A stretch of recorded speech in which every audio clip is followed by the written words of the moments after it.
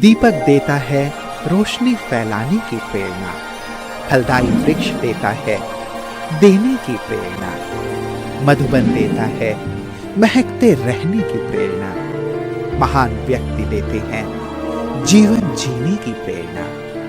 आओ प्रेरणा से दें हम सभी को प्रेरणा।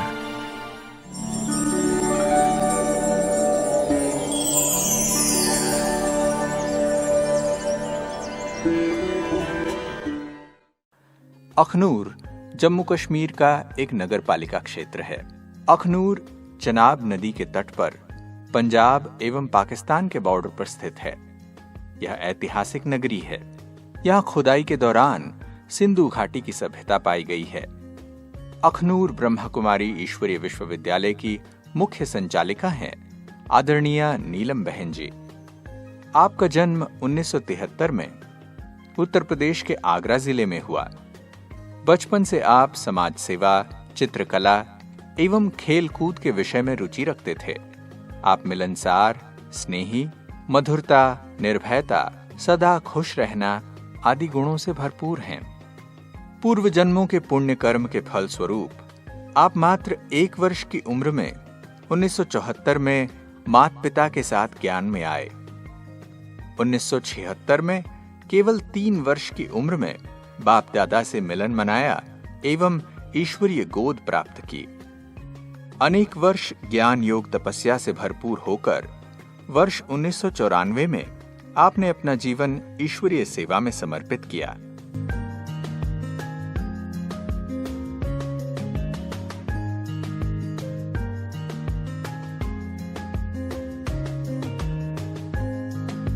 तब से पठानकोट, दिल्ली, जम्मू के रियासी, सुंदरबनी, रिजौरी आदि स्थानों में सेवाएं प्रदान कर 1994 से अखनूर में स्थायी रूप से अपनी सेवाएं दे रहे हैं।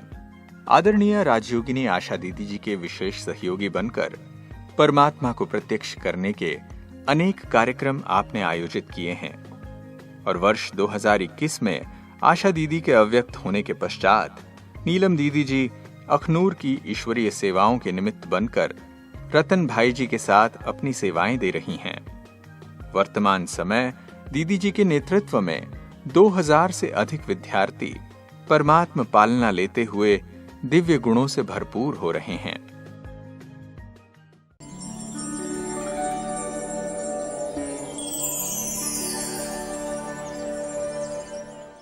ओम शांति। मेरा जन्म स्थान मैनपुरी डिस्ट्रिक्ट में पड़ता है और हमारे माता पिता को ज्ञान अखनूर से मिला क्योंकि पिताजी आर्मी में थे और माताजी आर्मी स्कूल में टीचर थे। इस कारण वो यहाँ रहते थे और यहाँ शिवरात्रि के दिन प्रदर्शनी लगी थी, चित्र प्रदर्शनी, उसमें उनको ज्ञान मिला और उन्होंने ज्ञान को बड़ी अच्छी तरह से समझा और समझने के बाद पूर्ण रीति से श्रीमत का पालन किया। श्रीमत का पालन करते हुए उसके बाद उनकी यहाँ से ट्रांसफ़र हो गई। फिर उन्होंने पेंशन ली, तो पेंशन लेने के बाद उन्होंने घर में गीता पाठशाला खोली जो आज भी बड़ी सुचारू रूप से चल रही है। और उनको ज्ञान मिला था 1974 में, तब मैं बहुत छोटी थी और उसी बचपन की अवस्था में उनके साथ आश्रम पे आती थी। आश्रम पे आने के बाद फिर वो मैं 3 वर्ष की थी तो सबसे पहले मैं बाबा से मिली। बाबा ने अपने हाथ से मेरे मुख में टोली दी। शायद वही टोली का असर है जो आज मैं ब्रह्मा कुमारी लाइफ में हूँ। और उसके बाद बचपन में मुझे बहुत ज़्यादा ज्ञान का तो नहीं समझ थी, लेकिन जैसे समाज सेवा करना, गरीबों की सेवा करना या फिर जैसे वृद्ध लोग हैं उनकी सेवा करना, अनाथ बच्चों की सेवा करना, इसमें मुझे बहुत ज़्यादा इंटरेस्ट था। और जब मैं घर से आ भी गई थी तब भी लोग पूछा करते थे कि आपकी बेटी कहाँ है, हमारे माता पिता को।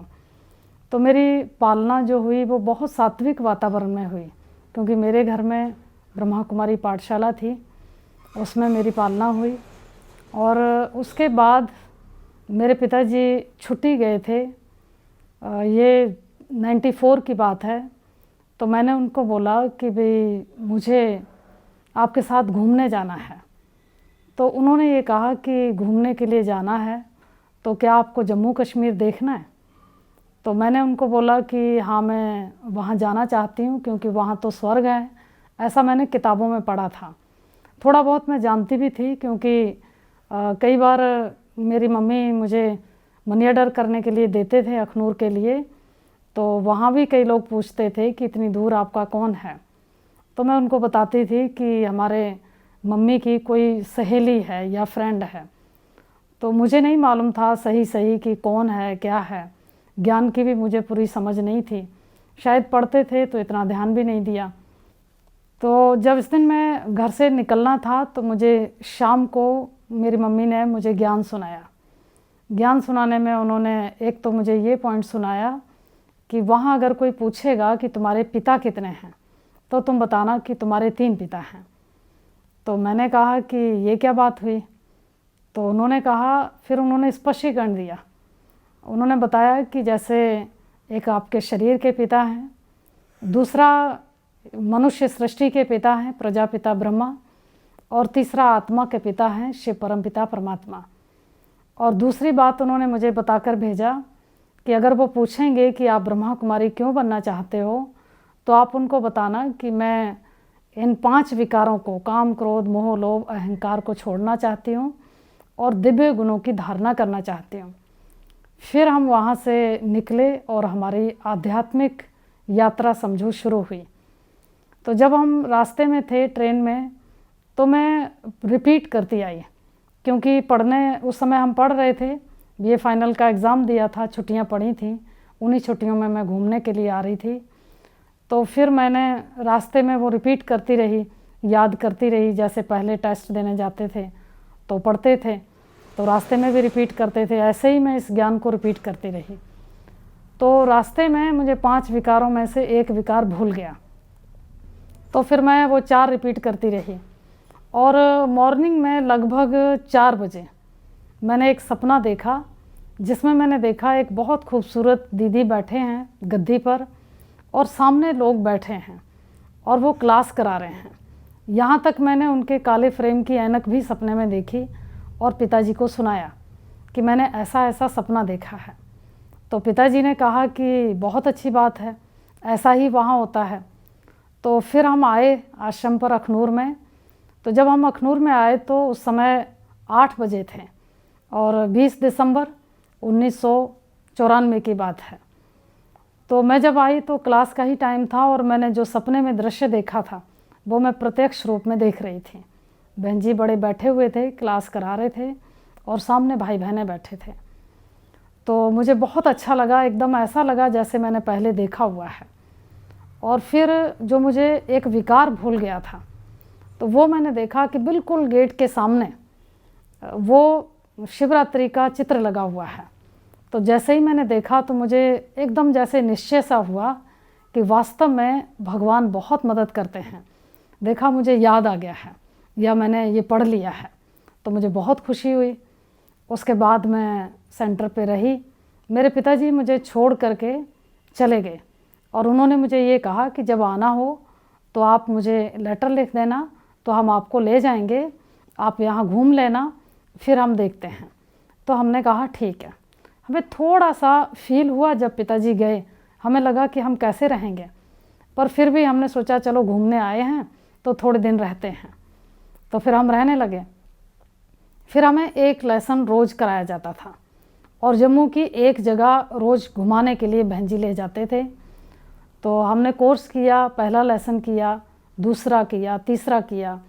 जिस दिन हमने चौथा लेसन किया सृष्टि चक्र का, तो मुझे लगा कि अब कलयुग का विनाश हो जाएगा और सतयुग की स्थापना होगी।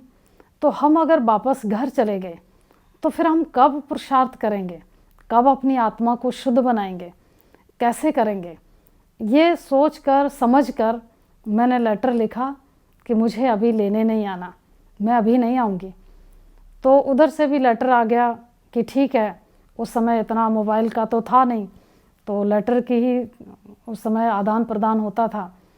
तो जब मुझे लेटर आया कि भाई ठीक है आप और रहो, जब आना हो तो मुझे लेटर लिखना, तो हम रहने लगे और हमें निश्चय हुआ कि अब युग बदल रहा है, कलयुग बदल रहा है, सतयुग आ रहा है, तो मुझे सतयुग में जाना है और मुझे पुरुषार्थ करना है। तो हमने पुरुषार्थ शुरू कर दिया और यहाँ रहने लगे। बहन जी और भाई जी ने इतनी खूबसूरत पालना दी कि मुझे घर परिवार पढ़ाई सब कुछ भूल गया। घर वालों ने बहुत कहा कि भाई आप अपनी पढ़ाई पूरी करो, लेकिन मैं वापस नहीं गई। और फिर 1 महीना मुझे आए हुए हुआ था। ये 26 जनवरी 1995 की बात है। मैं माउंट आबू गई। माउंट आबू जाने के बाद तब उस समय बाबा पांडव भवन में आते थे और मैं फर्स्ट टाइम जब बाबा से मिली तो मैं साड़ी पहनकर ही मिली और बिल्कुल बाबा के नज़दीक जाकर बैठी, जहाँ पर चद्दर पड़ी हुई थी वाइट, वहाँ नीचे जाके बैठी। और मुझे सुनाया गया था कि गुलजार दादी जी के तन में शिव बाबा की कैसे प्रवेशता होती है और कैसे फिर भगवान के महावाक्य चलते हैं, ये मैंने सुना था। अब मैं सामने बैठी थी उस प्रभु पिता को मिलने के लिए। आज मेरा वो दिन था कि जो मैं अपने परम प्रिय प्रभु से मिलने के लिए एक चात्रक बन के बैठी हुई थी। तो मैंने देखा कि मैंने एक पल भी अपनी आँख झपकने नहीं दी, क्योंकि मुझे ये लगा कि अगर मेरी आँख झपकी तो उसी सेकंड अगर शिव बाबा की प्रवेशता हो गई तो मैं देख नहीं पाऊँगी। इसलिए मैंने अपनी आँख को झपकने नहीं दिया और बिल्कुल एकाग्र रखा। तो जैसे ही दादी जी ट्रांस में गए और बाप दादा की प्रवेशता हुई तो मैंने देखा कि दादी का मस्तक एकदम चमकने लगा, चेहरा भी एकदम लाल हो गया। और फिर जो हमने सुना था पहले लेसन में कि भगवान प्रेम का सागर है, तो वो एक प्रेम की लहर मैंने उस समय अनुभव की। शांति का सागर कहा जाता है। तो मैंने देखा कि वहाँ हजारों भाई बहनें बैठे थे पर श्वास की भी आवाज़ नहीं थी। तो मुझे अनुभव हुआ कि भगवान को शांति का सागर क्यों कहते हैं, सुख का सागर क्यों कहते हैं, क्योंकि हर आत्मा वहाँ सुख को अनुभव कर रही थी और उन्हीं के बीच में मैं आत्मा भी उस प्रभु प्यार का, प्रभु सुख का, शांति का अनुभव कर रही थी। मुझे बहुत अच्छा लगा और बाबा ने वरदान दिया कि बच्चे तुम बहुत आगे जाओगे, सेवा करोगे। तो फिर वहाँ से हम वापस आए बाबा से मिलन मनाकर। ऐसा एक हल्कापन महसूस हुआ कि जैसे पता नहीं क्या मुझे प्राप्त हो गया है। फिर दूसरे दिन बड़े बहन जी हमें दादी जी से मिलवाने ले गए। तो दादी जी से उस समय चंद्रमणि दादी जी से मिलवाने ले गए सबसे पहले। तो मैंने बगीचे से वहीं पर फूल तोड़ लिए, जिस एक टहनी में 2 फूल लगे थे। तो मैंने जाकर के दादी जी को दिया। तो दादी जी ने अनायास पूछा कि ये 2 फूल पता है आपको किसकी यादगार है, सृष्टि के शुरुआत की। तो मुझे इतना स्पष्ट मालूम तो नहीं था, लेकिन फिर भी मैंने ये कह दिया कि ये राधे कृष्ण की यादगार है। तो दादी बहुत खुश हुए और दादी ने हमारे बड़े दीदी जी को बोला कि इस कन्या को आप जाने नहीं देना और बहुत प्यार से पालना करना। तो दीदी जी ने बड़े अच्छे से वो पालना की, बहुत प्यार से पालना की। मुझे कभी महसूस नहीं हुआ कि मैं घर छोड़कर आई हूँ। मुझे ये लगने लगा कि मेरा यही घर है, यही मेरी माँ है, यही मेरे पिता हैं, सब कुछ यहीं है। बचपन में जब मैं 3 वर्ष की थी तो मेरे माता पिता मुझे माउंट आबू लेकर गए थे। तो वहाँ बाबा ने अपने हाथ से मेरे मुख में टोली डाली। तो शायद वही टोली का असर है कि मैं आज बाबा की बच्ची बनी हूँ। लेकिन मुझे स्पष्ट रूप से ये स्मृति नहीं है, क्योंकि मैं बहुत छोटी थी। इतना ज़रूर मुझे याद था कि वहाँ नल में चाय निकलती है। तो मैं हमेशा कहा करती थी कि मम्मी वहाँ कब जाना है जहाँ नल में चाय निकलती है। तो जो भी लोग सुनते थे वो कहते थे नल में चाय कैसे निकलती है। तो मेरी माँ उन्हें स्पष्ट करती थी कि वहाँ माउंट आबू राजस्थान में बहुत लोग आते हैं, तो टंकी में चाय होती है, उसमें नल लगा होता है, तो वो इसे याद है, तो इसलिए ये ऐसा बोलती है।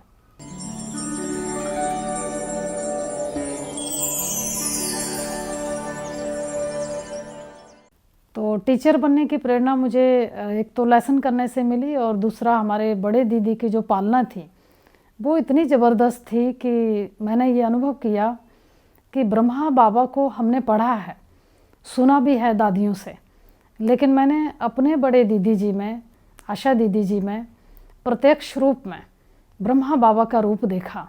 उन्होंने बहुत प्यार से हमारी पालना की, तो मुझे ये लगा कि ये जीवन कितना अच्छा है, कितना पवित्र है, कितना शांत है। तो मैंने उस जीवन को अपनाया, किसी के कहने पर नहीं, खुद अपनी खुशी से अपनाया। बाद में हालांकि काफ़ी परीक्षाएं भी आईं।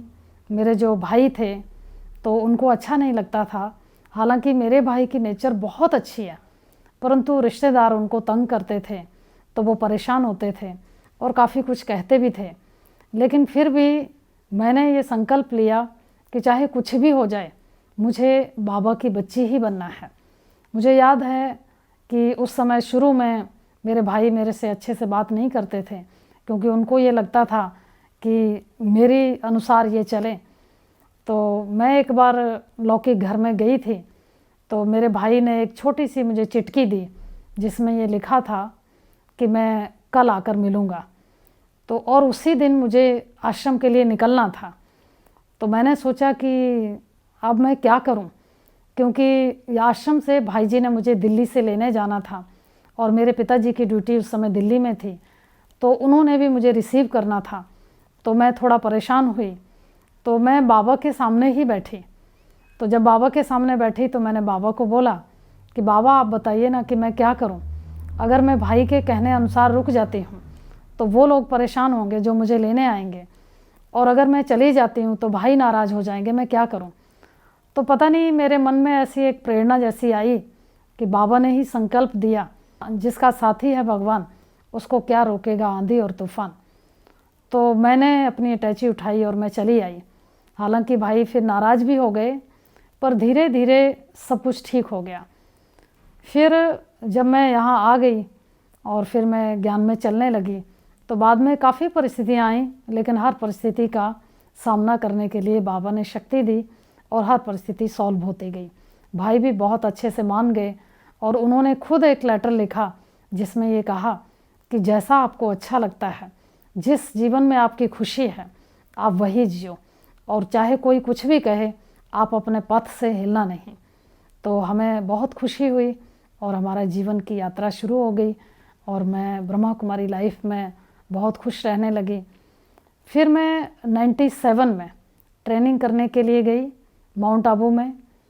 तो वहाँ पर दादी, बड़ी दादी थी प्रकाशमणि दादी, तो उन्होंने पर्सनल बुलाया मिलने के लिए और मिले और उन्होंने पूछा कि कोई ऐसी परिस्थिति तो नहीं है जिसका आपके पास समाधान नहीं है। तो मैंने ये परिस्थिति रखी कि मेरे भाई नहीं मानते हैं, अगर मैं उनकी बात मानूं तो मैं खुश नहीं रह सकती, और अगर मैं ब्रह्मा कुमारी बन जाऊं तो मेरे भाई ये कहते हैं कि मैं सुसाइड कर लूँगा, तो क्या मैं भूल जाऊंगी ये सब कुछ अगर मैं ब्रह्मा कुमारी रही तो, अगर बाई चांस ऐसा हुआ। तो दादी ने बड़ी अच्छे ढंग से हमें गाइड किया कि आप ऐसा करो, बाबा के कमरे में बैठो और आधा घंटा बैठना और ये महसूस करना कि सामने भाई बैठा है, और भाई को शिक्षा देना कि भाई मैं एक अच्छी हूँ और अच्छी लाइफ जीना चाहती हूँ। तो फिर हमने देखा कि फिर वहाँ पर हमारी ट्रेनिंग हुई, तो अच्छे से ट्रेनिंग हुई और वहाँ पे बुद्धि को चेक किया गया था कंप्यूटर के माध्यम से। तो उसमें डॉक्टर सविता थे तब, तो ग्रुप बनाए थे अलग अलग। तो जब मेरे ग्रुप का नंबर आया वहाँ पर, तो मैं, काफ़ी सारी बहनें थीं, तो मैं चुपचाप साइड पे बैठ गई, साइड पे बैठी और बाबा को याद करती रही। तो लास्ट में मैं गई, उन्होंने मुझे बता दिया कि कैसे कैसे आपको बैठना है, जब आपकी बुद्धि एकाग्र होगी तो कैसे हमें पता चलेगा, ये सारा समझा दिया। तो मैंने बाबा को याद किया, तो मैंने सिर्फ संकल्प ये किया कि शिव बाबा हमारे सामने हैं और मैं आत्मा उनके सामने हूँ। बस उनका और मेरा एक तार जैसे लिंक जुड़ा हुआ है, और मैंने कुछ भी नहीं सोचा। थोड़ी देर के बाद वो तालियां बजाने लगे सभी, तो मैंने आंखें खोली तो डॉक्टर सविता ने कहा कि आप अपने ग्रुप में फ़र्स्ट आए हैं। तो मुझे बहुत खुशी हुई और हमारे बड़े दीदी भी बहुत खुश हुए। फिर हमने प्रैक्टिकल ट्रेनिंग भी की दिल्ली में, और दिल्ली से वापस आए तो हमारी यात्रा बहुत सुचारू रूप से शुरुआत हो गई। तो एक तो हमने बड़ी दादी के साथ का अनुभव ये किया कि जब भी हम भट्ठी में गए, ट्रेनिंग में गए, तो दादियों ने हमारे साथ बहुत प्यार से हमारी पालना की। बड़े दादी हम देखते थे कि जब हम ट्रेनिंग में जाते थे या भट्ठी में गए हैं तो दादी हमारे साथ लंच करते थे, दादी हमें पिकनिक में ले जाते थे। तो जैसे ही हम लोग होते थे वैसे ही दादी हमारे साथ वैसे बन जाते थे, हमारे साथ डांस करना, भोजन करना और खिलाना पिलाना बहुत शौक़ से। तो हमें बहुत अच्छा लगता था। दादियों से हमने सीखा कि कितनी दृढ़ता से, कितने प्यार से सबकी पालना करते हैं, तो हम भी अपने भाई बहनों की उसी प्यार से पालना करें। यह हमने बड़ी दादी से देखा, सीखा। मनोहर दादी जब भी यज्ञ की कहानियाँ सुनाते थे तो इतना आनंद आता था, इतना आनंद आता था। जब भी मनोहर दादी की क्लास होती थी तो हमें लगता था कि दादी की क्लास बिल्कुल उनके नज़दीक जा कर के सुननी है। तो हम सुनते थे तो ऐसे खो जाते थे कि यज्ञ कैसे शुरुआत हुआ, दादियों ने कैसे कैसे मुश्किलों का सामना किया। तो वो हमने दादियों से सीखा। एक बार जानकी दादी से मैंने अनुभव किया था कि जानकी दादी सामने बैठे थे और मैं भी सामने चद्दर पे नीचे बैठती थी। मेरी आदत थी कि मैं बिल्कुल आगे जाकर बैठती थी, मैं कुर्सियों पे नहीं बैठती थी, ज़्यादातर नीचे बैठती थी। तो दादी जी आए और सामने बैठे हुए थे, तो मुझे थोड़ी सुस्ती आ रही थी। तो जैसे ही दादी आए तो मैं एकदम अलर्ट हो गई और मैंने देखा कि दादी के मस्तिष्क में मुझे ऐसा लगा कि एक वाइट बिंदी लगी है। तो मैंने सोचा शायद दादी किसी फंक्शन में गए होंगे तो वहाँ पर लगाई हुई होगी, पर वो बिंदी चमक रही थी। तो फिर मैं देखती रही, बहुत देर देखती रही, तो वो बिंदी मुझे लगातार दिखाई देती रही। फिर लास्ट में दादी जी ने बोला कि बहनें सभी लाइन बनाकर आएँ और टोली ले लें। तो हम सभी गए लाइन लगाकर। तो मुझे पक्का था कि मैं जाकर के देखूंगी कि दादी ने बिंदी कितनी अच्छी लगाई है। तो जब मैंने दादी की दृष्टि ली तो मैंने देखा कि मस्तिष्क पे बिंदी नहीं थी। तो मुझे लगा शायद पता नहीं गिर गई है, तो या फिर पता नहीं दादी की आत्मा इतनी पावरफुल है, इतनी पवित्र है, जो मुझे चमकती हुई मणि की तरह दिख रही है। तो मुझे बड़ा हल्कापन सा महसूस हुआ जब मैं टोली लेकर आई। तो और आकर के मैं कमरे में भी आई, तब भी मुझे वो याद आता रहा। ये ऐसा मैंने जानकी दादी जी से अनुभव किया। और गोपी दादी जो पठानकोट में थे, उनका भी मेरा बड़ा अच्छा अनुभव रहा। उनके पास मैं जाती थी, वहाँ पठानकोट तो रुकती थी।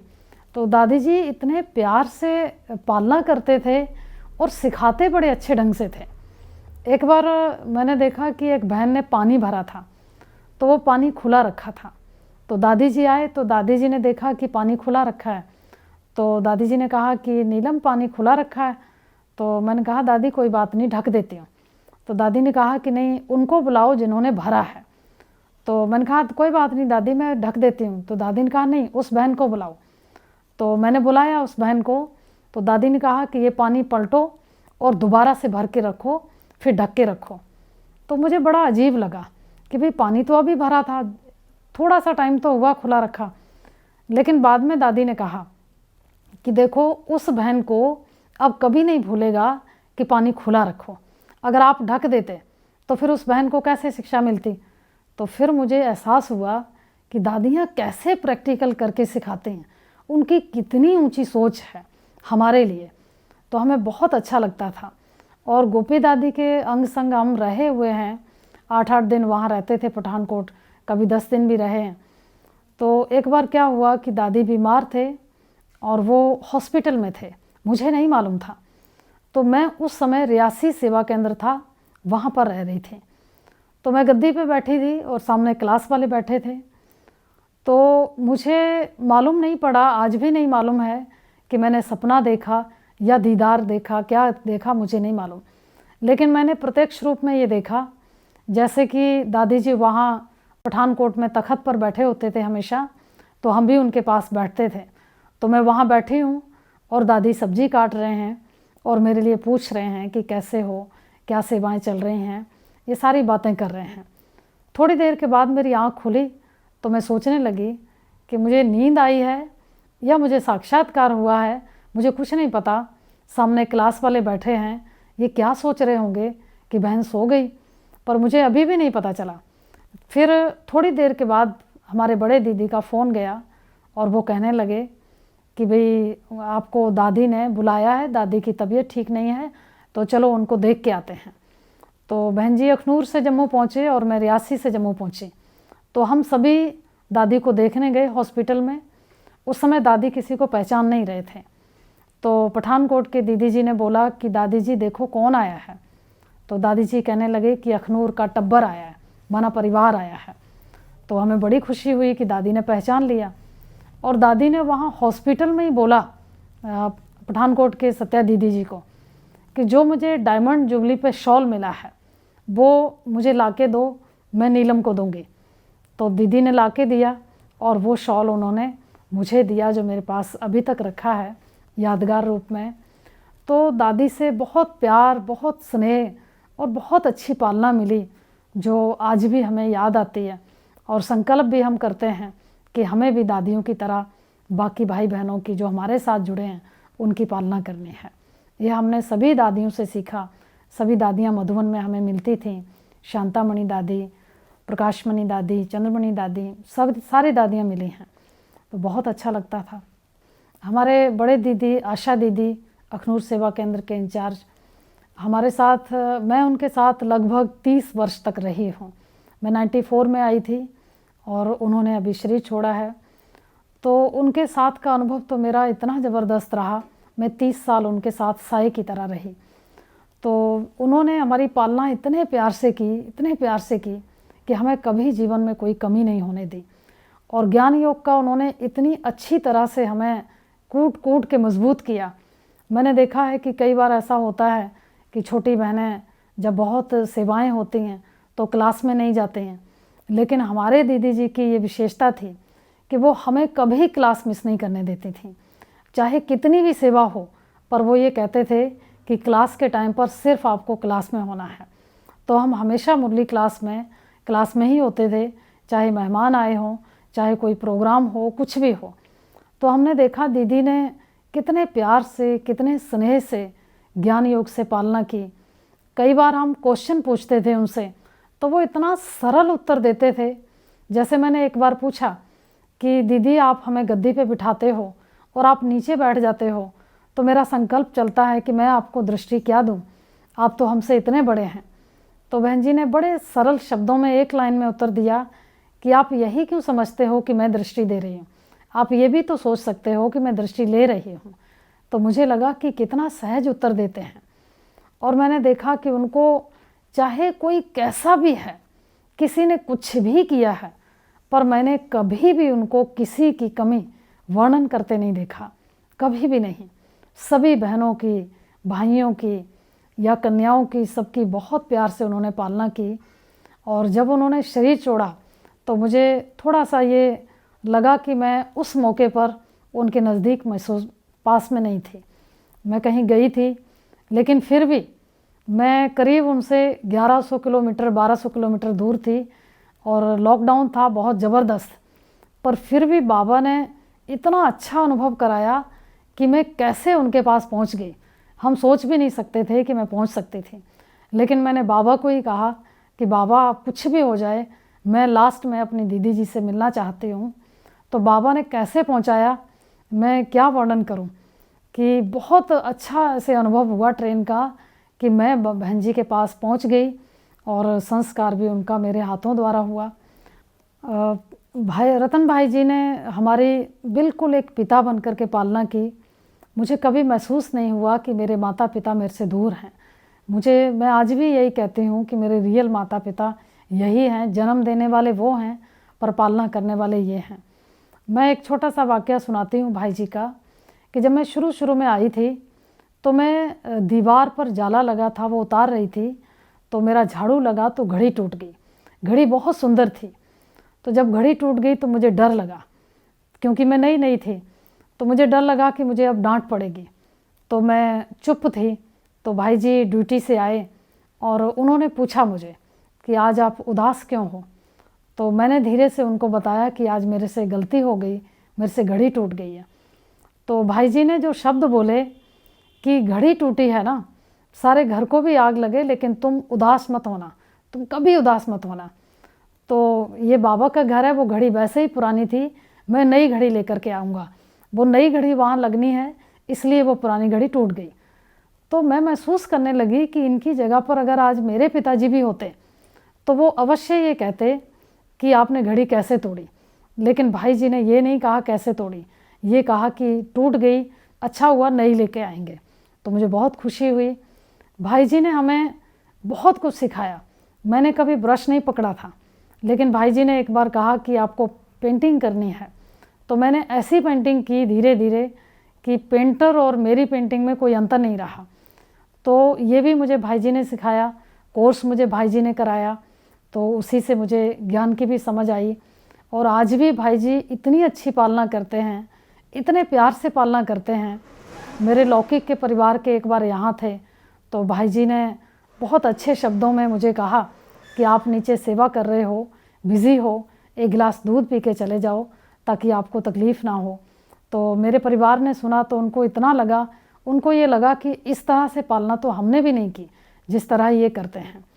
तो ज्ञान योग में भी हमने देखा है कि भाई जी को, हम आज भी भाई जी को देखते हैं कि वो 3:30 बजे पूरा टाइम पर क्लास में बैठे होते हैं। तो उनको देखकर हम भी चले।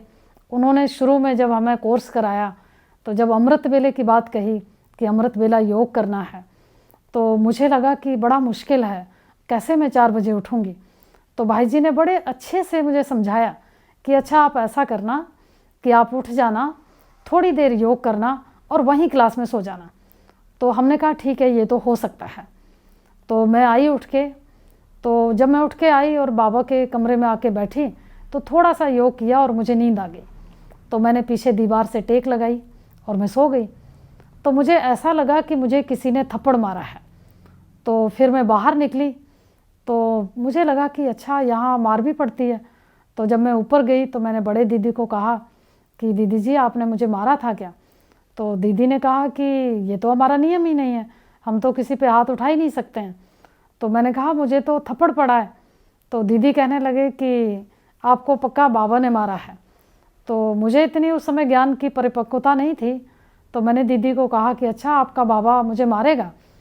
तो दीदी ने कहा कि नहीं, आपको मजबूत बनाने के लिए, शिक्षा देने के लिए ऐसा हुआ है। वो दिन से लेकर के आज दिन तक मुझे किसी ने 30 वर्षों में ये अमृत वेले किसी ने सोए हुए नहीं देखा होगा। मुझे कभी क्लास में नींद नहीं आई 30 वर्षों में, चाहे वो मुरली क्लास हो, चाहे वो अमृत वेला हो, चाहे मैं मधुबन में हूँ, लौकिक घर में हूँ, कहीं भी हूँ। और ना ही मैं 4 बजे के बाद कभी सोई हूँ, क्योंकि मैं सोती नहीं, चाहे कोई भी सेवा ना हो फिर भी मैं नहीं सोती। तो ये सारी पालना हमें बड़े दीदी जी ने और भाई जी ने दी है, जिसके कारण आज हमारा जीवन इतना खूबसूरत है। इस आश्रम पे रहकर पहले तो हम बड़े दीदी जी के साथ साथ सेवाएं करते थे, जैसे विश्व शांति मेला किया या अलविदा तनाव के प्रोग्राम भी रखे, शिविर का प्रोग्राम भी रखा। और मैंने टच द लाइट की ट्रेनिंग की थी भरूच में। उसके बाद हमने यहाँ के सारे स्कूल लिए, जो भी बड़े स्कूल थे जिनमें मैं जाया करती थी, और बच्चों के साथ का मेरा बहुत अच्छा अनुभव रहा, बहुत खूबसूरत अनुभव रहा। क्योंकि हम देखते थे कि बच्चे बहुत सहज परिवर्तन हो जाते हैं और बहुत अच्छा बोलते भी थे। एक बार का मैं एक छोटा सा अनुभव शेयर करती हूँ कि हमारा लेसन था सात्विक भोजन। तो हमने बच्चों को कहा कि बच्चों घर का बना हुआ भोजन खाना है और परमात्मा की याद करके फिर भोजन खाना है। तो बच्चों ने आगे से हमें जवाब दिया कि दीदी हमारी मम्मी तो खाना बनाती नहीं है, हमें पैसे देती है कि कैंटीन से खा लेना, तो हम कैसे घर का भोजन खा सकते हैं। तो फिर हमने सोचा, तो फिर हमने बच्चों को बताया कि आज आप ऐसा करना कि आप घर जाना और ये कहना कि कल हम आपसे पैसे नहीं लेंगे, हमें बना हुआ भोजन चाहिए, और अगर आपकी मम्मी खाना नहीं बनाती है तो आप भूखे आ जाना, आपको कुछ नहीं होगा। तो फिर बच्चों ने यही बात उनको कही जाके, और जब मैं दोबारा गई तो मैंने जाके बच्चों को पूछा कि बच्चों आपको खाना मिला घर का या नहीं। तो बच्चे बहुत खुश हुए और कहने लगे कि हमारी मम्मी खाना बनाने लगी। और हमारी मम्मी ने पूछा कि भाई आपको कौन ये बातें सिखाता है। तो बच्चों ने कहा कि हमने सुनाया उनको कि ब्रह्मा कुमारी सेंटर से दीदी आते हैं, वो हमें ये बातें सुनाते हैं। तो उनकी मम्मियों को भी अच्छा लगा और वो यहाँ आने भी लगे बीच बीच में। और बच्चों का इतना अच्छा अनुभव रहा कि जब मैं बाज़ार जाती थी तो बच्चे मुझे कहीं से भी देख लेते थे तो दूर से बोलते थे दीदी ओम शांति। तो मुझे मन में ये आता था कि बच्चों के माध्यम से ये ओम शांति का मंत्र कैसे पूरे शहर में गूंज रहा है। तो बच्चों का बहुत अच्छा अनुभव रहा। स्कूलों में, कॉलेजों में हमने सेवाएं की। और एक बार बाबा ने मुरली में कहा था कि बच्चे घर घर संदेश देना है। तो हमने जगदीश भाई जी का एक लिखा हुआ मैटर था बहुत अच्छा, तो हमने वो पर्चे छपवाए। पर्चे छपवाकर हमने गांव में एक एक घर में गांव जाकर हमने खुद वो पर्चे सबको दिए, सबको पहुंचाए। जितना हो सका उतना बाबा का परिचय मैंने घर घर पहुंचाया। गांव सेवा की, स्कूल कॉलेजों में भी की, बाकी बाहर थी तो बाहर भी की, सेंटरों में भी बाहर रही, वहाँ रियासी सेंटर पे रही, पठानकोट भी रही हूँ, दिल्ली में भी रही हूँ, सुंदरबनी रही हूँ और अखनूर में भी रही हूँ। तो जहाँ भी सेवाओं के लिए अभी भी बुलाया जाता है तो मैं अवश्य जाती हूँ। रिजौरी में भी रही हूँ बीच बीच में। तो ऐसे हमने सेवाओं का विस्तार किया और आज बहुत अच्छा सेंटर चल रहा है। ब्राह्मण जीवन में विशेष धारणा तो मेरी ये है कि मैंने 30 वर्षों में कभी भी बिना मुरली पढ़े मैंने कभी नाश्ता नहीं किया, मुझे पूरा याद है। और अमृत वेला भी कभी मिस नहीं किया। तो ये मेरी विशेष धारणाएं रहीं। और जो भी बाबा के 4 सब्जेक्ट हैं उन पर मैं पूरा अटेंशन देती हूँ कि कभी भी किसी भी कहीं कमी ना आए। और भाई बहनों को बहुत प्यार से चलाते हैं क्योंकि बहन जी ने ऐसा गाइड किया है, शिक्षा दी है। वर्तमान समय में मैं पुरुषार्थ कर रही हूँ कि जल्दी से जल्दी आत्मा को पवित्र बनाया जाए। उसके लिए मैं विशेष तपस्या पर ध्यान देती हूँ। सेवाओं का विस्तार चाहे कितना भी हो, लेकिन हम अपनी स्वस्थिति को बनाए रखते हैं। क्योंकि हमें बहन जी भी शिक्षा ये देते थे कि आपको ये नहीं पूछा जाएगा कि आपके सेंटर कितने हैं, स्टूडेंट कितने हैं, बल्कि बाबा ने ये पूछना है कि आपकी स्थिति क्या है। तो अपनी स्थिति के लिए, योग के लिए हम विशेष समय निकालते हैं और शिव बाबा को याद करते हैं ताकि हमारी आत्मा जल्दी से जल्दी शुद्ध हो, कर्मातीत हो और बाबा के साथ घर जाएं। मैं ब्राह्मण परिवार को ये संदेश देना चाहती हूँ कि सेवाएं भले करो लेकिन अपनी स्वस्थिति का ध्यान अवश्य रखो और बैलेंस बनाकर रखो चारों सब्जेक्ट का। क्योंकि हमें बाबा ने ये कहा है कि हमें चारों सब्जेक्टों में पास होना है। तो स्वस्थिति पर विशेष अटेंशन देते रहें।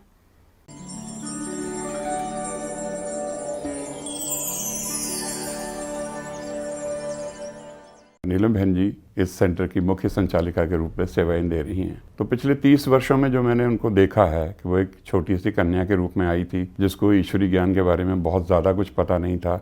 यहीं पे बैठ के उन्होंने लेसन किए बहन जी के द्वारा, और उस समय मेरे लौकिक पिताजी भी थे, उनके द्वारा भी, और हम सब ने मिलकर इनको एक अच्छी ब्रह्मा कुमारी के रूप में इनका विकास करने में, इनको आगे बढ़ाने में मेहनत की।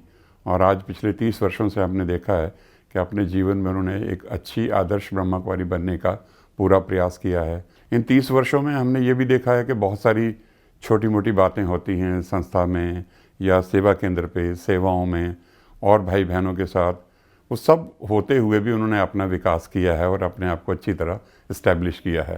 तो हमें खुशी है कि आज वो एक अच्छी संचालिका के रूप में यहाँ सेवाएं कर रही हैं और सबको प्रसन्नतापूर्वक सुख दे रही हैं।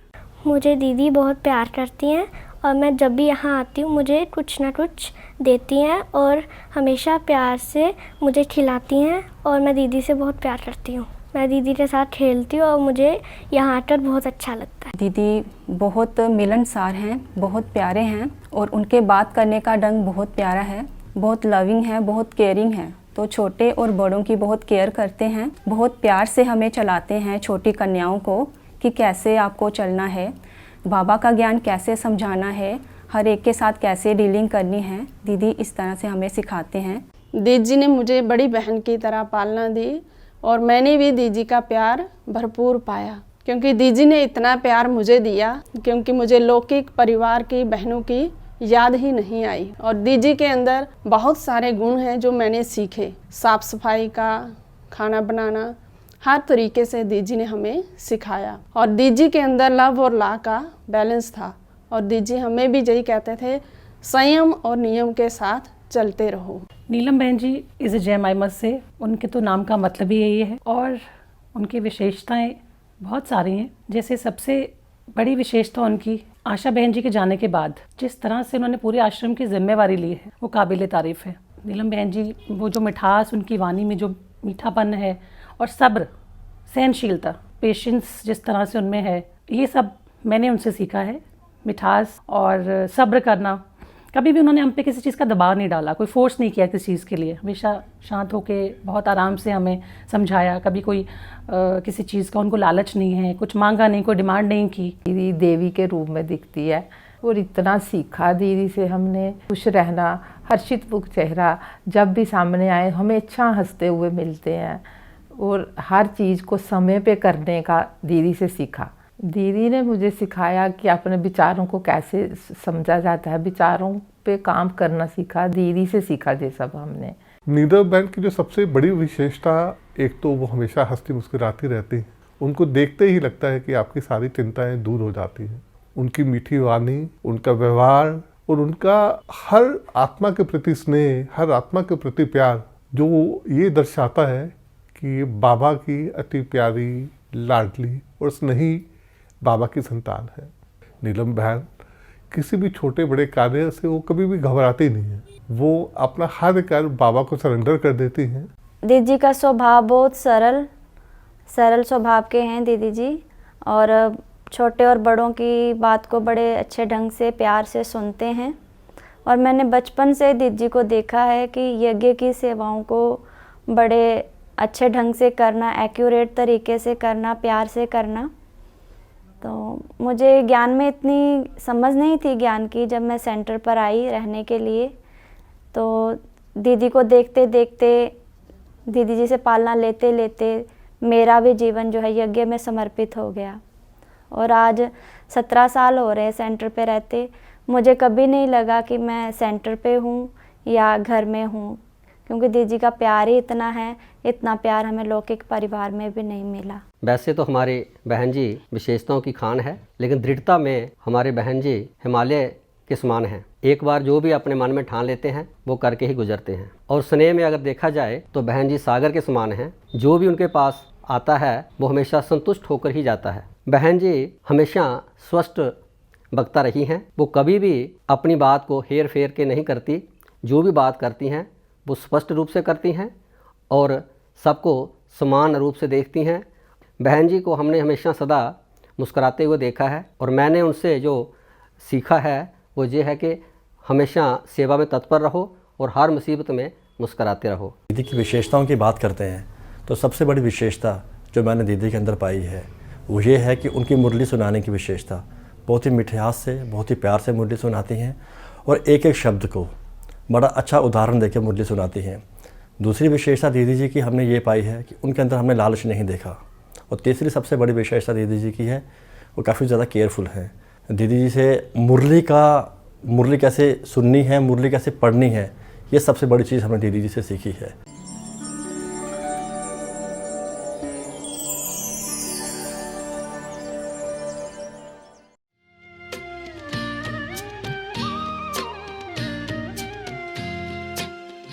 आपने बाबा हमें कितनी हंसी तकदीर दी। आपने बाबा हमें कितनी हंसी तकदीर दी। जिंदगी जीने की हमको एक नई तदबीर दी। आपने बाबा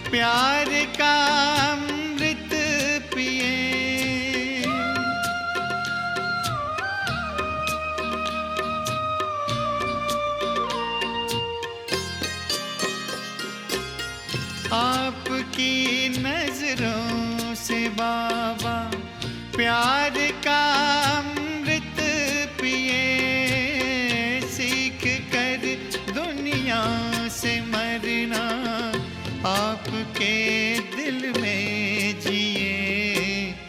गम से गाफिल हैं फिक्र की तोड़ हर जंजीर दी, गम से गाफिल हैं फिक्र की तोड़ हर जंजीर दी।